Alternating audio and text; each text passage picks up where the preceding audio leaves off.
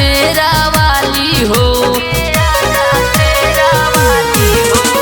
शेर पर सवार हो के आजा शेरा वाली हो।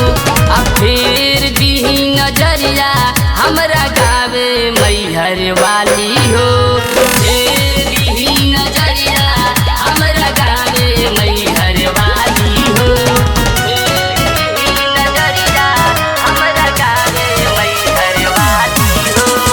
बोलो बोलो शेरा वाली मैया की। बलिया बक्सर में पंडाल सजता हो, ई माई के जग में सब भगावता हो।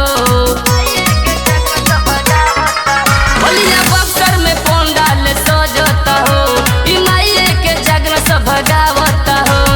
कारा कट दिनारा बिहरी विक्रम अम्रपाली हो, फेर दीही नजरिया हमरा गावे मैहर वाली हो, फेर दीही नजरिया हमरा गावे मैहर वाली हो, फेर दीही नजरिया हमरा गावे मैहर वाली हो। बोलो बोलो तारा चंडी मैया की।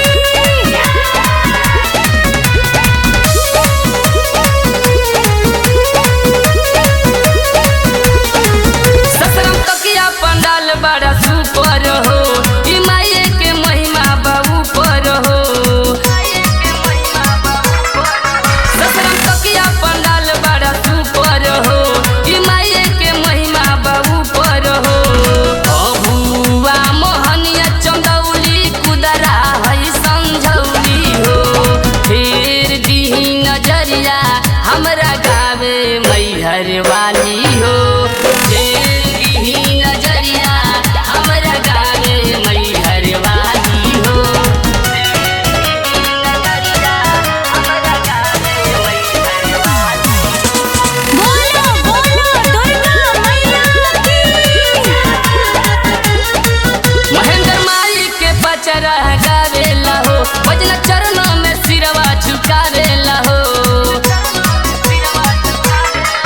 महेंद्र माई के पचरा गावेला हो, भजन चरणों में सिरवा झुकावेला हो। चोर चना